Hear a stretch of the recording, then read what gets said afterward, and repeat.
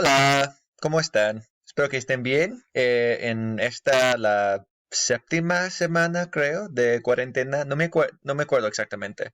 Creo que estamos empezando semana 7. Bueno, no importa. Pero espero que estén bien. Y para este video vamos a hablar del último concepto gramatical de este capítulo, el cual se trata de algunos otros usos del subjuntivo, ¿verdad?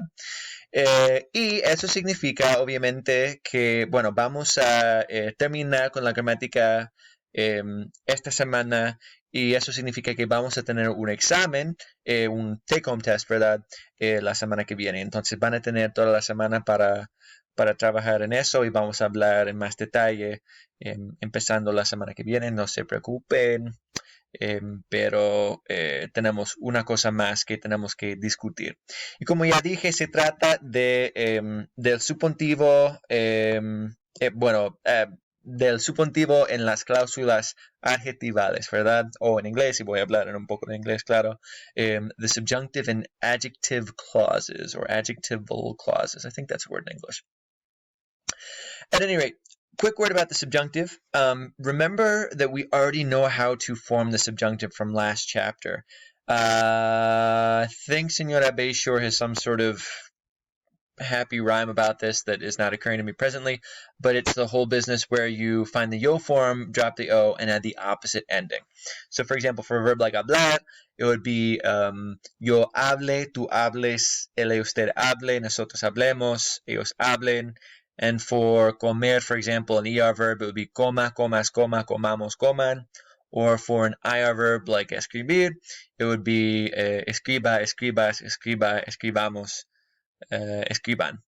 And to this point, what we've talked about, or what we talked about last chapter before we entered our quarantine situation, was the subjunctive with the expression, or with the mnemonic device, the acronym weirdo, right?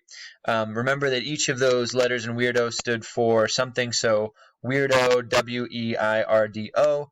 W was for wishes, E was for emotions, I was for impersonal expressions, R was for recommendations, D was for doubt, and then O was for the ojalá, which is kind of its own thing, but just ojalá meaning I hope that, or literally may God grant that, this idea of like that specific word takes a subjunctive after it. And what I want to do for this lesson is kind of focus in on the D from that weirdo acronym, meaning doubt. And of course, to this point, what we talked about with that is the idea of literally an expression that expresses doubt. So for example, dudo que, I doubt that. No creo que, I don't believe that.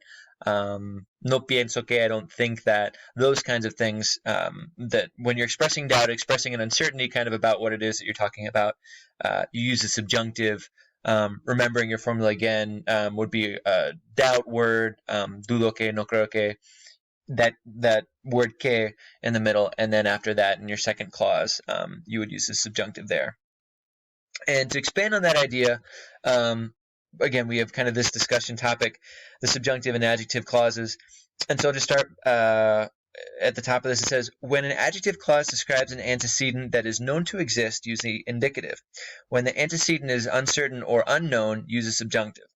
Now that's a lot of grammary words, but basically what it's saying is anytime that you're talking about something that you don't know for sure exists, it's not like a concrete person or a concrete place or a concrete thing out there. More likely than not, what you'll use is you'll use the subjunctive, because again, there's kind of this element of doubt there that you don't know for certain that this thing exists. I give you the example that it gives us here. It says, busca una ciudad que tenga playa. I'm looking for a city that has a beach. Do I know that a city exists out there that has a beach? I don't. I assume it does, and that's the thing that I'm looking for. But because I haven't zeroed in on that city yet. I can't like concretely say, hey, here is like New York City is a city that has a beach, or Philadelphia is a city that has a beach, that kind of thing. Because I don't know exactly which one I'm talking about yet, and there's doubt about whether or not that city even exists. That's where the subjunctive enters in here. And so again, you kind of have that same basic setup of some main clause, for example, dudo que, or in this case, busco una ciudad. You still need to have that connector of que, and then after that connector que, when you have something that you don't know for sure exists, that's when you use the subjunctive. Again, for example, busco una ciudad que tenga playa. A couple more examples here. For example, let's say that I need a book that I know that talks about Mayan ruins, and let's say that book is like over there on my dresser. I could say, necesito el libro que habla sobre las ruinas mayas. I need the book that talks about the Mayan ruins. I know it exists. It's right over there on my dresser, and so please give me that book. But let's say that I don't have that book sitting on my dresser, and I don't know necessarily that specific book exists. I need a book that talks about Mayan ruins, but again, I'm not sure if there's anything out there that fulfills that criteria. I'm not sure if that really is a thing that I will actually be able to find. I'm not sure that it exists out there concretely. In that case, you would use a subjunctive in that second clause. For example, necesito un libro que hable sobre las ruinas mayas. I need a book that talks about Mayan ruins. Not that book there that I know exists because there it is, but rather just a book that may or may not exist. In that kind of circumstance, you would use the subjunctive. Another example, buscamos los documentos que describen el itinerario del viaje. We're looking for the documents that describe the itinerary of the trip, and we know that they exist because I printed them out. I got them from Trivago or wherever I did, and I know that these things are out there, so I need those specific documents.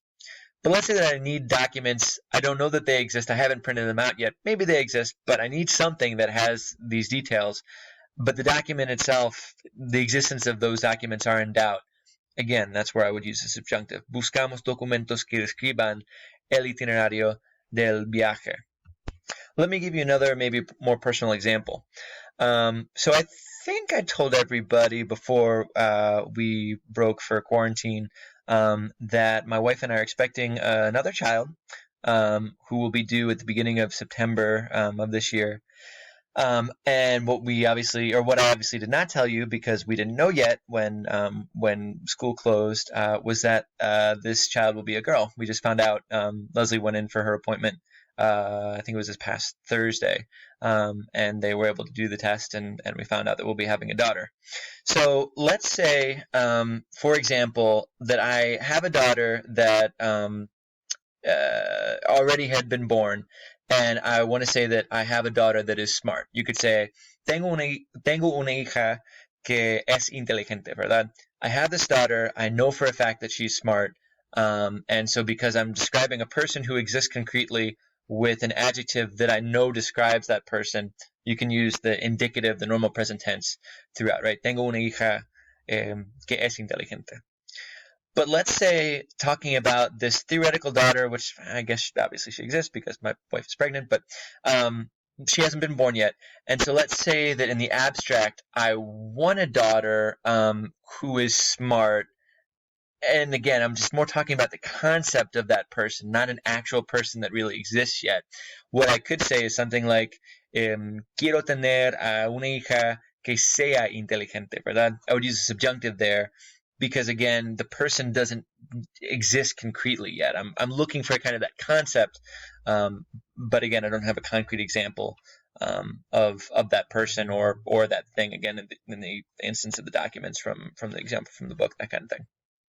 So again, anytime that you have doubt about the existence of something, you'll use a subjunctive in those circumstances. A couple more examples which are very similar, but just kind of use different specific phrasing. So in the antecedent of an adjective clause is a negative pronoun, which we took a look at in the last set of notes. For example, nadie, nobody, or ninguno, ninguna, none. The subjunctive again is used because we're not sure if that person exists. Or sometimes we're sure that person does not exist, but again, their not existing is an occasion for the subjunctive. So for example, Elena tiene tres parientes que viven en San Salvador. So Elena has three relatives that live in San Salvador. We know they exist. We know this is a characteristic about them. They're in San Salvador. And so we can use the indicative. We can use the normal present tense throughout that whole sentence there. But let's say that those people don't exist. I could say something like, Elena no tiene ningún pariente que viva, with the subjunctive from vivir, que viva en La Palma. Elena doesn't have any relatives who live in La Palma. Again, they're kind of non-existent because there is no concrete person you can point to. That is a situation that would require the subjunctive. Another rule here, it says, do not use the personal a with direct objects that represent hypothetical persons. So, for example, in the last sentence, we talked about how the personal a, remember something that I think we've looked at since Español Uno. I think Senora Eisenhower and Senor Heil teach that concept of the personal a in Español Uno. And anytime you're describing somebody that's a direct object, or even like a familiar animal, like a pet, that kind of thing, use what's called the personal a. For example, conozco a un guía que habla inglés. I know a guide who speaks English. Because that guide is a person, you would use a personal a. But let's say that person doesn't exist, or I'm not sure that they exist, and I'm looking for one. I could say something like, busco un guía que hable inglés. I'm looking for a guide who speaks English. Don't need to use a personal a in that circumstance when you would use the subjunctive. Also make sure that you use the personal a before nadie, ningún, ninguna, ninguno, etc. and alguien, even when their existence is uncertain. Two examples. No conozco a nadie que se queje tanto como Antonio. I don't know anybody who complains as much as Antonio. So again, because we're using that word nadie, automatically you need to use the personal a. And another example, because using alguien here, you need the personal a as well. Yo conozco a alguien que se queja aún más que Antonio. Tú. I know somebody who complains even more than Antonio.